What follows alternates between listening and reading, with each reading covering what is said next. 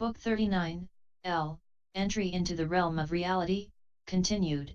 L. Sarvagam his mind on the devotee Akala, remembering her teaching, absorbing what she had shown him, what she had told him, what she had described to him, what she had enjoined on him, what she had shared with him, what she had disclosed to him, what she had set forth to him, following it, reflecting on it, entering into it, cultivating it, embodying it, contemplating it, clarifying it, living up to it. Sadhana made his way from place to place, finally reaching the land of Amitatasala. There he sought out and found the city of Tosala. Entering the city at sunset, he went from block to block, street to street, looking for the mendicant Sarvagaman. In the still of the night, he saw a mountain called Sulabha, north of the city. The mountain peak was adorned with thickets and groves of various plants and trees and was as bright as the sun. Seeing that light, Sadhana was ecstatic. He thought to himself, I will undoubtedly see the spiritual benefactor on this mountaintop.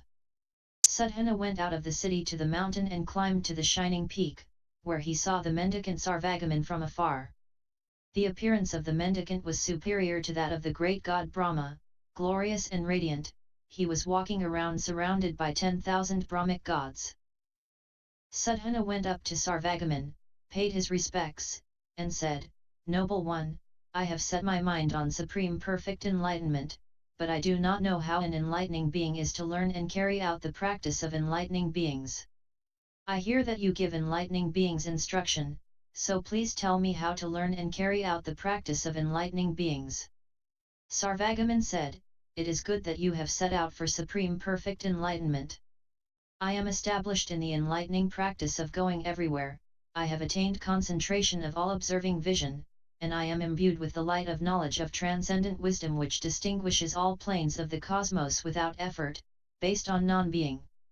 In wandering through all worlds of living beings and inanimate objects, in wandering through the realms of existence of all beings, in the occasions of death of all sentient beings, in the occasions of birth of all sentient beings, in all kinds of conditions of existence, in the various places of birth, the worlds and abodes, of sentient beings of various appearances, forms, and sizes, bound to various kinds of existence, with various aims, wedded to various views and courses of action, believing in various forms of religion, I work for the benefit of sentient beings by various means and various applications of knowledge.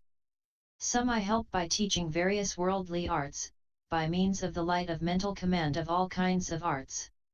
Some I help by charity, kindness, assistance, and cooperation, to lead them to omniscient knowledge. Some I help by describing the ways of transcendence, generating the light of knowledge of dedication to omniscience. Some I help by praising the aspiration for enlightenment, producing a basis for preservation of the seed of enlightenment. Some I help by describing all facets of the practices of enlightening beings, fostering the commitment to purify all Buddha lands and perfect all beings. Some I help by frightening them, showing them the misery and pain resulting from evil actions. Some I help by delighting them, telling them about the fruit of omniscience ultimately developing from giving gifts to all Buddhas. Some I help by describing the virtues and qualities of all Buddhas, to generate desire for the qualities of Buddhas and determination for omniscience. Some I help by eulogizing the greatness of Buddhas, to generate the desire to embody Buddhahood and be constantly engaged in spontaneous, ceaseless Buddha work. Some I help by showing the mastery of Buddhas, to generate the desire to attain supreme Buddhahood. Furthermore, in every street, every block, every house, every district, every family and group, I assume forms like the men and women, boys and girls, and expound the teaching to them according to their dispositions, aims, powers, and thoughts. They do not know who is teaching them or where I am from, they just practice truthfully what they have heard. And I go everywhere on this continent to those who are immersed in the views of false doctrines, in order to mature those who cling to various views. And just as I do so throughout the continent, so also do I work for the benefit of all beings on earth, in the galaxy, in the universe, in infinite worlds, in the paths of all beings, in the abodes of all beings, in the thoughts in which all beings rest, in the groups of all beings, in the masses of all beings, in all races of beings, among all types of beings, wherever they be, helping them according to their mentalities and inclinations, through various means, various methods, various approaches, various efforts, various devices, various expedients, various activities, assuming various forms, and speaking in various languages. I know this enlightening practice of going everywhere. How can I know the practice or tell of the virtues of the enlightening beings with bodies equal to all beings, who have attained concentration in which their own bodies and all bodies are indivisible, whose vast sphere of emanation adapts to all states of existence, who pass through existence in all worlds in their own bodies, who are intent on mystical projections pleasing to the sight of all beings, who appear to be born in all races, who carry out their vows unimpeded in all ages, who can manifest the interrelated cosmic network of practices, who are devoted to working for the welfare of all beings, while living together with them without becoming defiled, who realize the basic equality of the worlds of past, present, and future, who are imbued with endless great compassion appearing in the realm of selfless knowledge, who aim to foster good in all beings. South of here is a land called Parathurishtra, where there lives an eminent perfumer named Utpalabhuti. Go ask him how to learn and carry out the practice of enlightening beings. So Sudhana paid his respects to the mendicant Sarvagaman and left.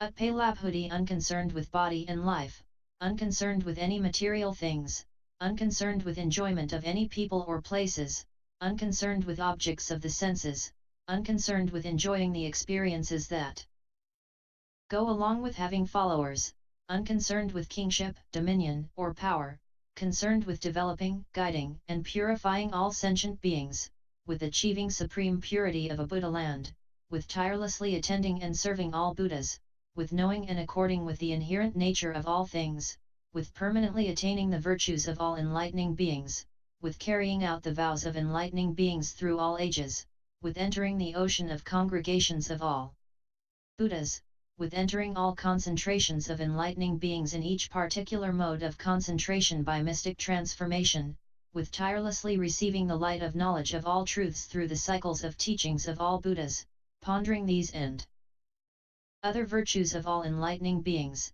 Sudhana made his way to Parathurishtra, where he sought and found the eminent perfumer Utpalabhuti.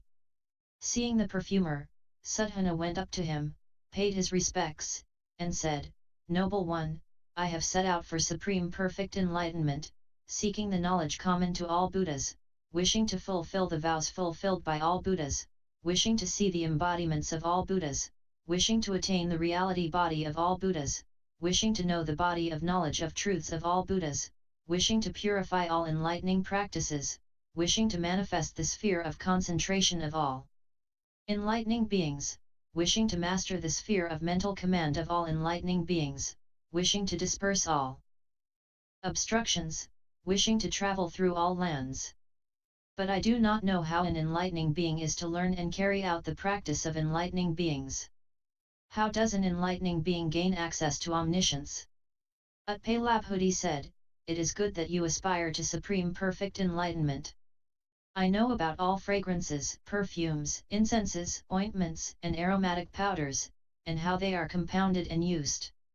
I also know the sources of all fragrances. I know celestial fragrances, and I also know the fragrances of other types of beings, human and non-human. Indeed, I know various kinds of fragrances. I know fragrances that cure illness, I know fragrances that remove depression, I know fragrances that produce mundane joy, I know fragrances that incite passions, I know fragrances that extinguish passions, I know fragrances that produce pleasure in enjoyment of various created things, I know fragrances that produce rejection of all created things, I know fragrances that remove arrogance and heedlessness, I know fragrances that produce thoughts of Buddha, I know fragrances that accord with the principles of the teaching, fragrances enjoyable to sages, the variety of fragrances of enlightening beings, and the fragrances of the arrangement of all stages of enlightening beings. I also know the external appearance of all these fragrances, as well as their source, production, manifestation, perfection, purification, removal, application, use, sphere of action, efficacy, nature, and root. In the human world there is a fragrance said to come from the agitation of water spirits. 1 grain the size of a sesame seed will cause this whole country to be covered with fragrant clouds that shower fine fragrant rain for 7 days. Those on whose bodies or clothing that fragrant water falls become as brilliant as golden flowers, and any houses or buildings on which it falls become as brilliant as golden flowers. And any who smell the scent of that fragrant water wafting in on the breeze become ecstatic for 7 days and experience many kinds of physical and mental pleasure and delight. Furthermore, no illness, whether due to constitutional upset or external trauma, occurs in their bodies, nor do they suffer any mental distress or depression, nor do they have any fear, anxiety, fright, agitation, or ill will. They become kind to one another, happy, and joyful. When they have become happy and joyful, I begin to purify their minds and teach them in such a way that they become certain of supreme enlightenment. There is a kind of sandalwood that comes from the mountains which will protect those anointed with its essence from burning even if they fall into a fire. The sound of kettle drums or conches smeared with it will drive away all enemy armies. There is a kind of aloe called lotus calyx from the banks of the lake Heatless. A grain of it the size of a sesame seed will fill the whole continent with fragrance such that all who smell it gain a disciplined mind rejecting evil. There is a kind of fragrance from the Himalaya mountains which is such that all who smell it become dispassionate. Then I teach them in such a way that they attain a concentration called sphere of dispassion. There is a kind of fragrance from the world of spirits called ocean storehouse which is produced for the use of sovereign rulers, perfumed by it. The ruler and the ruler's armies stand in the sky. There is a kind of incense called beautiful array originating in the celestial hall of the good doctrine. When it is burned, celestial beings gain awareness of the scent of enlightenment. There is a kind of incense from the pure treasuries in the palace of the heaven of timely portion. When it is burned, inhabitants of that heaven all go to the ruler of the heaven of timely portion, who then talks to them about the teaching.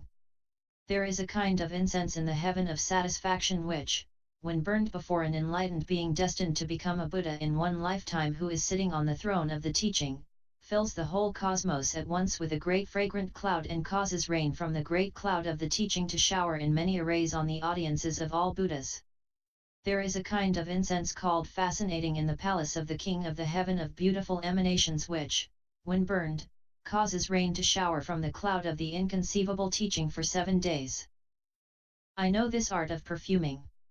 How can I know the practice, tell of the virtues, elucidate the method of purification of conduct, convey the irreproachable action, or explain the malice-free words, thoughts, and deeds of the enlightening beings who are free from foulness, who are void of lusts, who are free from the snares of the demon of afflictions, who have transcended all conditions of existence, who proceed with material form as being something in the magic of knowing, who are unstained by any world, whose way of life is free from attachment, who have purified the sphere of unobstructed knowledge, who are in the realm of unimpeded knowledge, who do not take refuge in any abode or rely on anything in existence. South of here is a city called Citadel, where there lives a mariner named Vera. Go ask him how to learn and carry out the practice of enlightening beings. So then Sadhana paid his respects to Utpalabhuti and left. Vera on the way to the city Citadel, Sadhana observed where the road was variously low and high, even and uneven, dusty and dust-free, safe and perilous, impassable and unobstructed, crooked and straight. As he went along he thought, my going to that spiritual benefactor will be a means of accomplishment of the path of enlightening beings, a means of accomplishment of the path of knowledge to assist sentient beings, it will be a means of accomplishment of the path of transcendence, a means of accomplishment of the path of knowledge to assist sentient beings. It will become a means of stopping all beings from falling into attachment and rejection, arrogance and servility, a means of turning all beings away from bad inclinations, a means of ridding all beings of the dust of afflictions, a means of removing the thorns and grit of wrong views from all sentient beings, a means of absorption in the unobstructed reality realm, a means of leading to the eternal citadel of omniscience. Why is that? Spiritual benefactors are minds of all that is good, sources of omniscience. With these thoughts in mind, with a purpose rarely encountered, he made his way to Citadel city looking for the mariner Vera. When he got there, he saw the mariner surrounded by hundreds of thousands of merchants and hundreds of thousands of other people who wished to hear him talk, explaining to them the oceans of virtues of Buddhas by talking about the ocean. Sadhana went up to Vera, paid his respects, and said, "Noble one, I have set my mind on supreme perfect enlightenment, but I do not know how to learn and carry out the practice of enlightening beings. I hear that you give enlightening beings instruction, and I hope you will tell me how one is to learn and carry out the practice of enlightening beings." Vera said, "It is good that you aspire to supreme perfect enlightenment and ask about the means of attaining great knowledge, about the cause of the various miseries of the mundane world, about the means of arriving at the island of omniscience, about the means of producing the indestructible vehicle of universal salvation, about the means of attaining the path leading away from the danger of falling into the state of individual liberation, about the source of the path of knowledge of the way to attain all kinds of tranquil concentrations, about the source of the unobstructed path of the chariot of vows carrying the practice of enlightening beings which goes everywhere, about the means of development and purification of the path guided by the nature of enlightening practice adorned with all waves of energy, about the means of development and purification of the endless path facing all things, the means of development and purification of the path into the ocean of omniscience. I live in this coastal metropolis of Citadel, purifying enlightening practice characterized by great compassion. Observing those on this continent who are poor, I practice such spiritual exercises as will cause their wishes to be fulfilled. I will take care of their mundane needs, and I will satisfy them with spiritual enjoyments.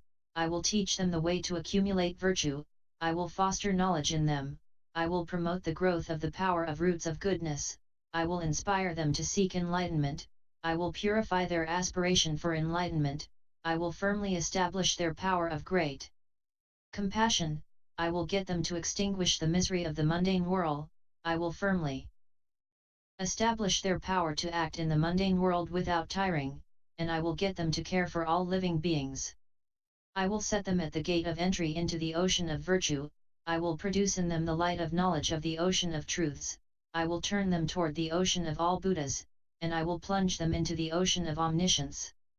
With these thoughts in mind I roam this city on the edge of the ocean. Thus committed to the welfare and happiness of the world, I know all the treasure islands in the ocean. I know all the deposits of precious substances, all the types of precious substances, and all the sources of precious substances. I know how to refine, bore out, extract, and produce all precious substances, and I know all precious vessels, tools, and objects, and the light of all precious substances. I know the abodes of all water spirits, the agitations of all water spirits, the abodes of all sprites, the agitations of all sprites, the abodes of all goblins, how to alleviate the danger of goblins, the abodes of all ghosts, and how to put an end to obstacles caused by ghosts. I know how to avoid all the whirlpools and billows, and I know the colors and depths of all the waters. I know the cycles of the sun, moon, stars, and planets, and the lengths of the days and nights. I know when to travel and when not to, I know when it is safe and when it is dangerous. I know the performance and soundness of the hull and rigging of ships. I know how to control and steer ships, know how to catch the wind, I know where the winds rise from, I know how to direct the ship and how to turn it around, know when to anchor and when to sail. With this knowledge, always engaged in working for the benefit of beings, with a sturdy ship, safe, peaceful, without anxiety, I convey merchants to the treasure islands of their choice, pleasing them with spiritual conversation. Having enriched them with all kinds of jewels, I bring them back to this continent. And I have never lost a single ship. All who see me or hear my spiritual instruction are freed from all fears of sinking in the ocean of the mundane world, they become aware of the knowledge of how to go into the ocean of omniscience, they learn how to evaporate, they Ocean of craving, they are illumined with knowledge of the ocean of past, present, and future. They become capable of annihilating the ocean of suffering of all sentient beings. They undertake to clear the turbidity of the ocean of minds of all sentient beings. They begin the heroic effort to purify the ocean of all lands. They never turn back from going throughout the ocean of all places. They penetrate the variety in the ocean of faculties of all sentient beings. They adapt to the ocean of actions of all sentient beings, and they appear in the ocean of the world intentionally according to the mental set. I have attained this enlightening liberation, which is characterized by great compassion and the sound of flowing water, and it is beneficial to see me, hear me, live with me, and remember my name.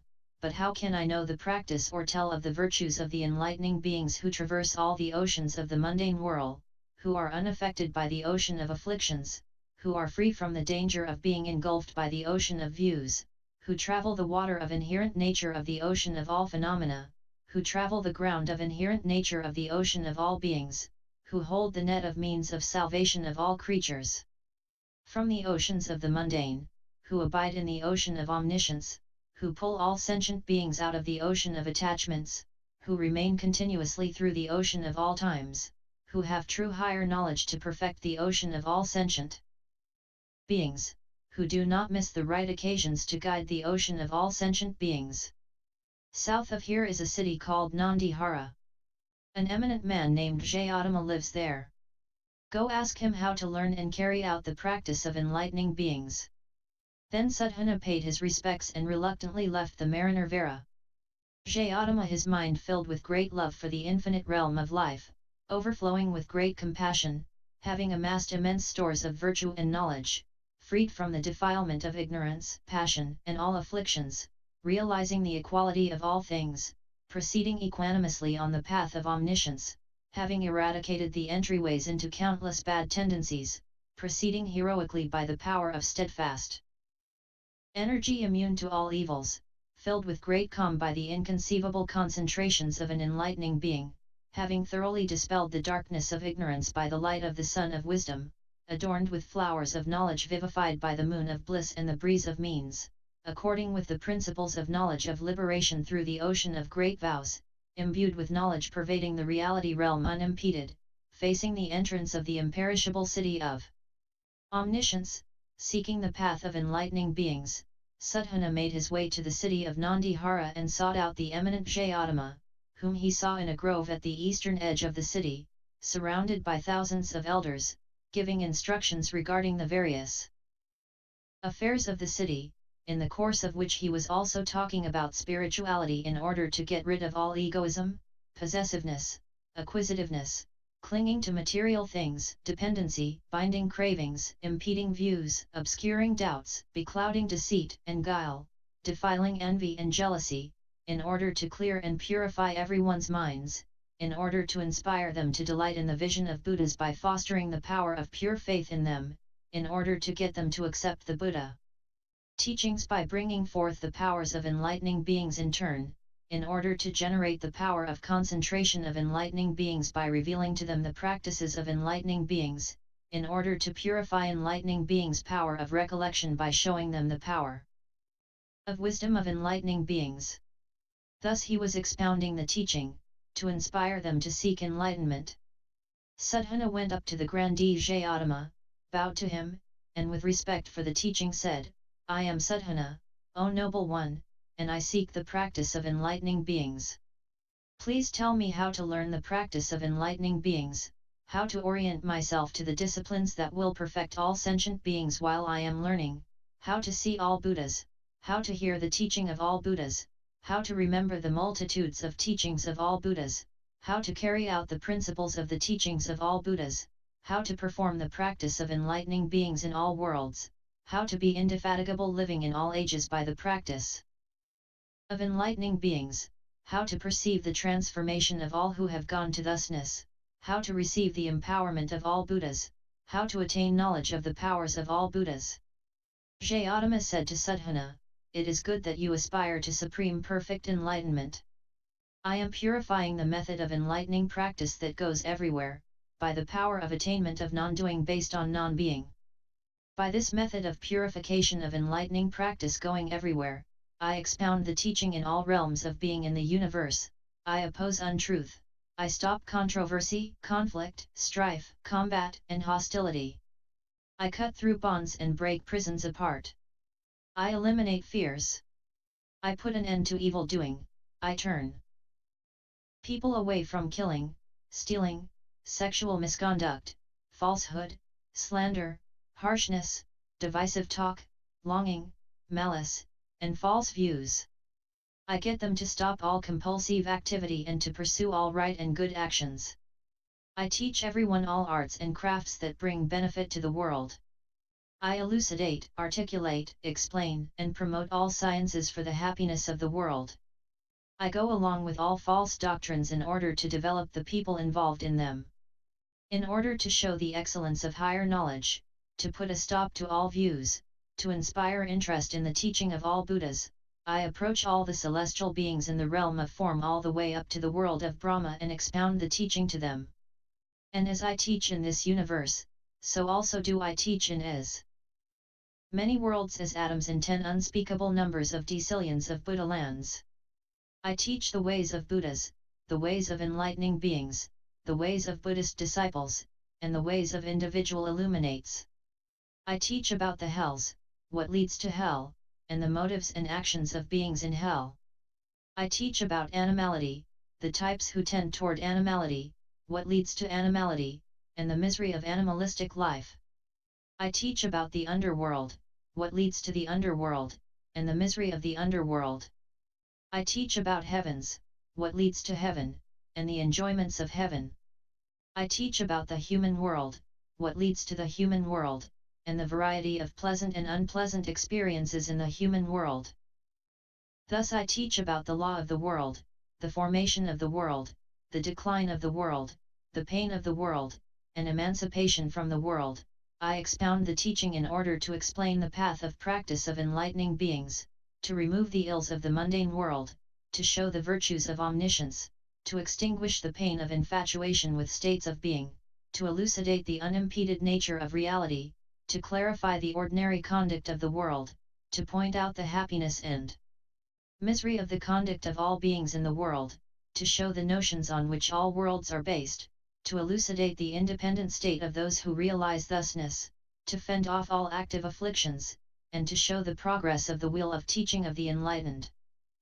I know this method of purification of enlightening practice that goes everywhere, an undefiled manifestation of non-doing based on illumination.